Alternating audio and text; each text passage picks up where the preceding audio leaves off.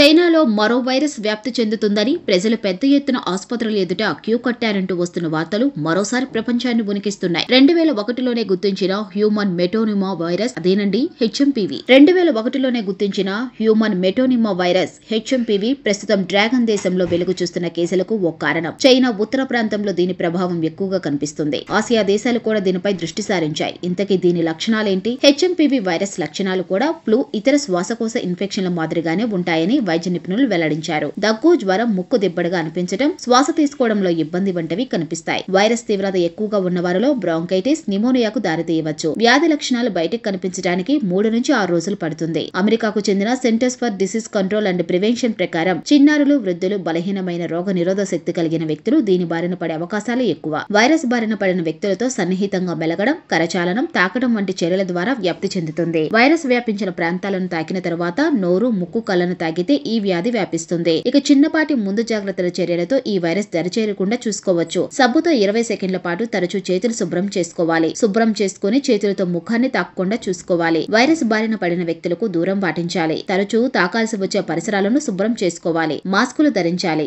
ఆ వ్యక్తులు తమ వస్తువులను ఇతరులతో పంచుకోకుండా చూసుకోవాలి. లక్షణాలు కనిపిస్తున్నప్పుడు నలుగురిలోకి వెళ్లడం కంటే ఇంట్లో రెస్ట్ తీసుకుంటే మంచిదని వైద్యులు సూచిస్తున్నారు. దానివల్ల వ్యాప్తికి అడ్డుకట్ట వేయొచ్చని చెబుతున్నారు. కరోనా మహమ్మారికి మూల కేంద్రమైన చైనాలో మరో వైరస్ హెచ్ఎంపీవీ కలకలం రేపుతోంది.